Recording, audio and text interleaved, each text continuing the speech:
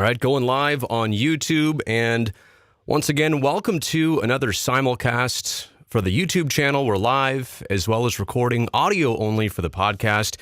Here on a Friday, it just went past 12 o'clock p.m. this time. Of course, if you watch these, a lot of times, you know, usually it's going 12 a.m. in the morning after a game. I'm recording these or going live. Just didn't have the energy last night, plus some obligations today to take care of. So here we are on a Friday looking at the Sharks and Avs tied at 2 games apiece through 4. Now, if you look across the NHL right now, 4 series going on. One of them is 3-0 to a lot of people's surprise, right? Carolina over the Islanders. Every other series tied at 2. But if you're a Sharks fan and you've watched every period of this series so far, and the 12 that we've seen, you kind of have the sense of maybe disappointment that the Sharks don't have the 3-1 series lead, either winning Game 2, they had that opportunity at SAP Center, or really last night in Game 4, one that they just didn't play well, couldn't put it together, flat, sloppy. Those were some of the words to describe their effort. So, you know, maybe a missed opportunity for San Jose. And I go back to the Game 4 theory, always huge. The result of Game 4 will tell you a great story about where this series is at. There's only 3 possible outcomes. A 4-0 sweep, right? That's pretty one-sided. 3-1 would have been the case for the Sharks. They'd be going back home. One team would be facing elimination for the first time. Or 2-2, like we're at, where this series essentially started as a best of 7, translated into a best of 5, and now it has evolved into a best of 3. The good news is that the Sharks have home ice advantage in these final games of 5, 6, and 7. 5 and 7, if there is a 7, would be played at SAP Center. But I think half the battle here for the Sharks in the games they've lost, it's been a little bit about what the Avs did. And I don't want to take away from Colorado. I know they're a very top-heavy team. Nathan MacKinnon does the heavy lifting, and you've heard a lot about him on the broadcasts in the last couple games. And to that point, real fast, there is a MacKinnon narrative in this series, no doubt. But Nathan MacKinnon is the only player pushing that narrative. When he's the guy that spends the most time out there on their entire team, not even a defenseman, he's the guy with the most time on ice. He's the guy that leads their team in scoring chances. He's the guy that leads their team in playmaking and is on an 8-game point streak here in the postseason. Of course, he's going to get mentioned over and over and over because he's putting himself in these situations. But again, it has maybe been about what the Avs have been doing a little bit, but I feel like it's more been about, in the Sharks' losses, what they haven't done. In Game 2, San Jose came out and played a really nice first period. It was the final 40 that cost them. Last night, you can't say the Sharks were the better team in any period. And 3-0 is, I suppose, a bit deceiving.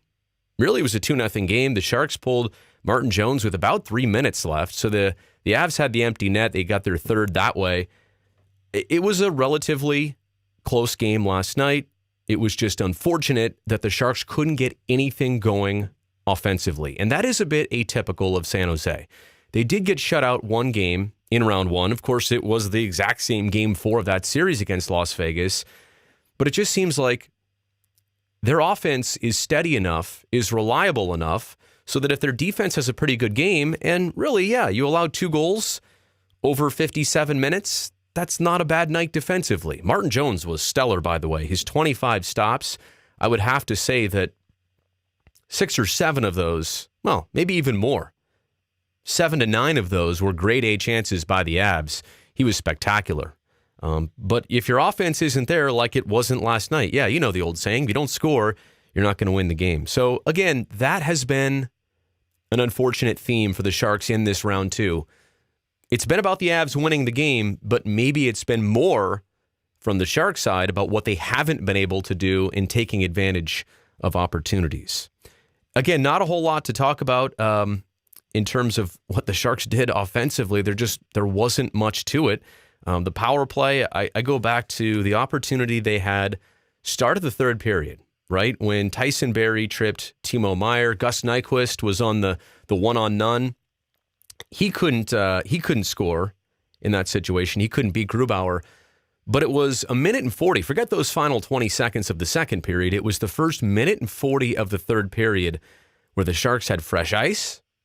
fresh legs and maybe some fresh strategy, right? Or maybe even a talking to by Pete DeBoer at second intermission, and they just couldn't get anything going on that power play to start off the third period. Now, that was a frustrating turning point in the game because you thought at that point it was only 1-0. You get one back early third, and then all of a sudden you have, 18 plus minutes to figure out who this game goes to. Instead, the Sharks don't convert right there. In fact, they didn't even get a scoring chance on that power play. They didn't even really set up well in the offensive zone in that minute and 40 sequence to start off the third period. So to me, that was a frustrating point. And then it was only, 3:11 into that third period when the Avs capitalized and made it a 2-0 game. And then all of a sudden, it's not that it felt out of reach at that point, but not only did you not score in your first minute 40, but then at 2:32, Justin Braun was called for tripping on Kerfoot, and I'll get into the officiating in just a second. So a negative swing of momentum. You couldn't score, you took a penalty, and then the Avs score on the power play. Mikko Rantanen, that pass between his legs going the opposite direction to somehow find Colin Wilson. Wasn't a pass maybe where he knew where Wilson was, more of a throw the puck to that area or really glide the puck to that area and hope that somebody's there. Wilson was. He buries it. It's 2-0. That and the McKinnon goal early that he scored out of midair, by the way, the puck that bounced off of, did it last touch Jones? I can't remember, but bottom line is it was in midair when McKinnon was able to bat it home for his 8-game point streak to continue. But that was their first goal. The Wilson goal was their second, and that's all they got against Martin Jones. The Johnson goal at the end, of course, was the empty netter. All right, the officiating. Let's discuss this.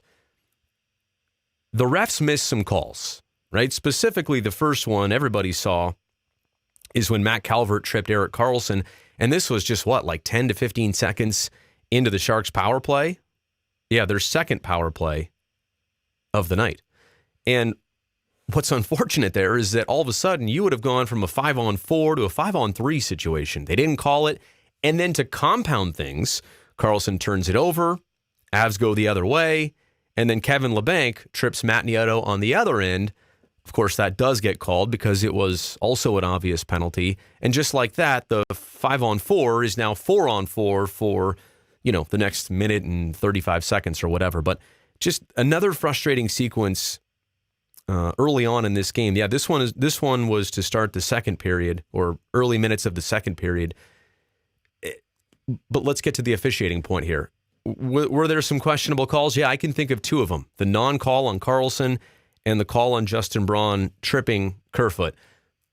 But while those may have been factors, and yeah, the Avs scored on that power play as well too when Braun was in the box. While those may have been factors, you also need to say that the Sharks did not do basically anything offensively to help out their own cause last night. Was officiating a factor in the game? Yeah, to a certain extent. But the ultimate deciding factor of the contest was what the Sharks were not able to do. Logan Couture talked about turnovers, and that's the next point I want to get into. It's crazy because if you look at the stat sheet, the official NHL stat sheet last night, and let me pull this up to talk about the 4 giveaways the Sharks had. Now, I know hits are a questionable stat when we look at those after every game because it's based on opinion. What is a hit? Is it just contact, body-on-body contact? Is it the need to separate the player from the puck? Is it just finishing a check? What is an actual hit in terms of the NHL stat? But giveaways you'd think are pretty simple. When you possess the puck for a certain period of time and a pass that you intend to go to a teammate goes to the opposition, that seems like a giveaway. It says here last night the Avs made 9 giveaways, committed 9, and the Sharks committed 4 giveaways. Realistically, I think the Sharks committed something like 20-something giveaways if it was me watching the game, maybe around the 20 mark. So I don't know who was not counting that or who was seeing things differently. As for the 4, it says that Lukas Radil had 2. It says that Kevin Labanc had 1.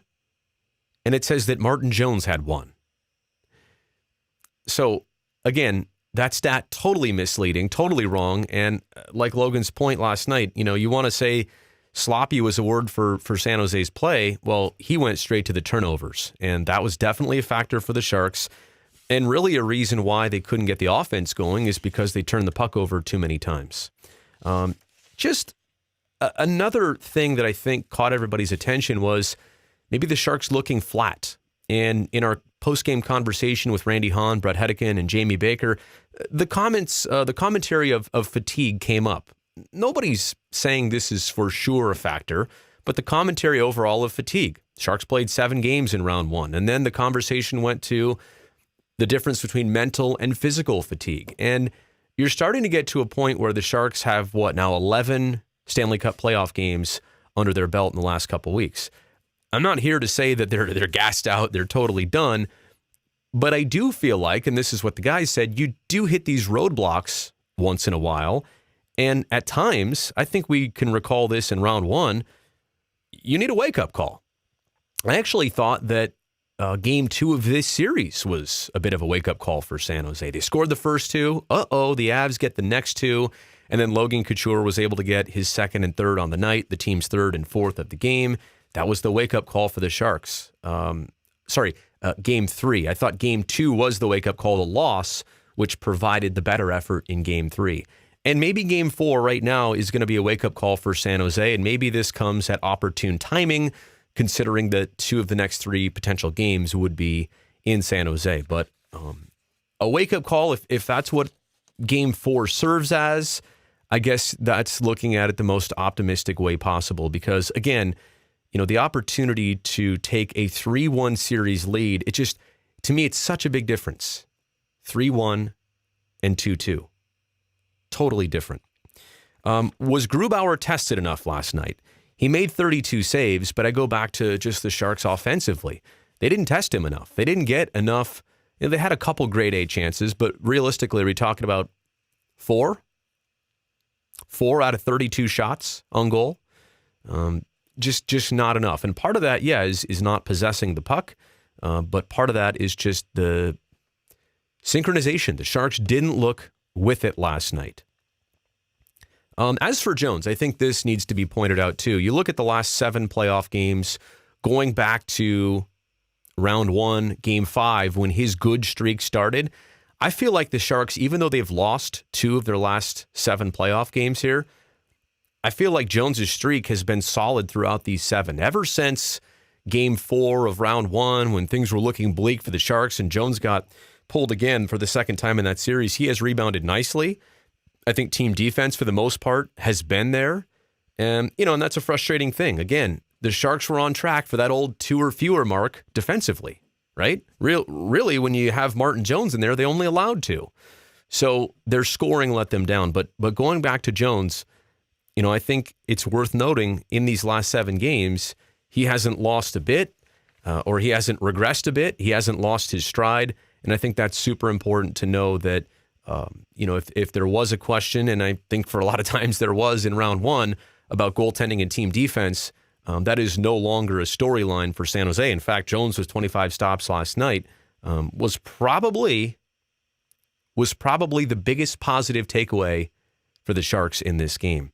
You also have to look at San Jose's power play, another obviously 0-4 night on the man advantage, and we talked about the early opportunity to start off the third period. Just frustrating, just really, really frustrating that the Sharks could not get it done. So, again, looking ahead, and I'm going to make this YouTube video a little bit shorter than most.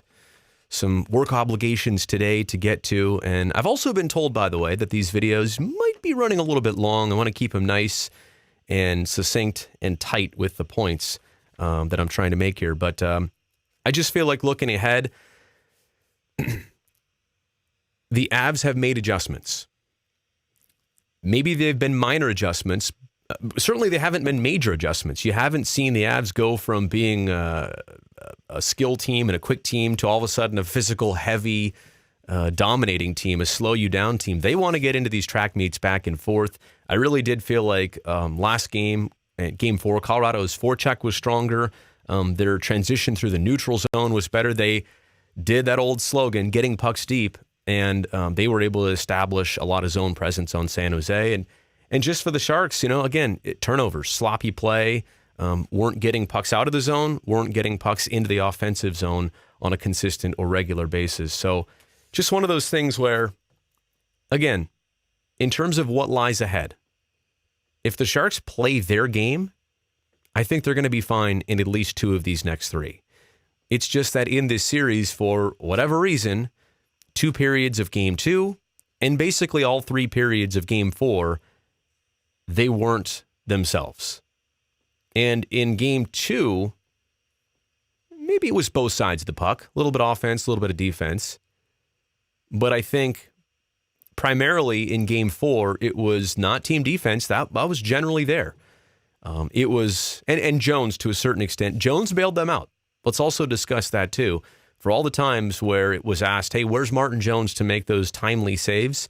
He made a majority of those timely saves in Game 4. It was all about the offense and getting that going. So those are the things I'm looking at starting tomorrow night for Game 5 in San Jose.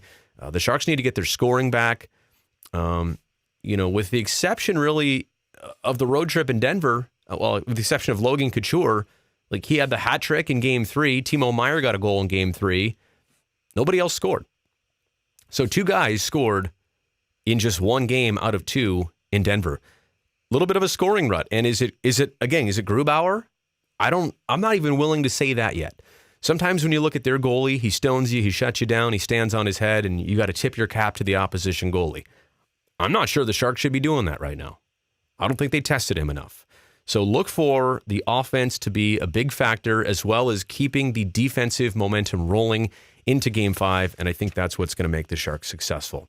All right, real quick promotion here. Want to thank you for watching. If you're live on YouTube, I appreciate that. Subscribe to the channel if you would. You get more videos just like this, as well as eventually the Game 7 recap from Round 1 I'm going to do. Also, I've been thinking about this. I have a video that I want to make to describe basically in generic fashion every game in a best-of-7 series. Things that apply in Game 1, no matter who the 2 teams are. Things that always apply in Game 2, and 3, and 4, and 5, and 6, and 7, and so on. I do feel like there's a formulaic way to look at all these series moving ahead. Like I said, no matter if it's the Sharks and somebody else or 2 flat-out different teams, I'm going to make that YouTube video pretty soon. As well, subscribe to the podcast. It's on iTunes, Google Play, Spotify, TuneIn Radio. I really appreciate that. Instagram, all over that. I'll be doing some Q&As in the upcoming future. And as well as Twitter, that's where I'm doing a majority of my social work during games. But that's it for this time. Until next time, I'm Brody Brazil. And yes, that is my real name.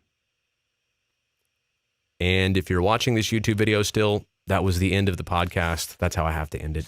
And now you're about to see the end of the YouTube video. So thank you very much. Have a great Friday. Have a great rest of your weekend. We'll see you on TV.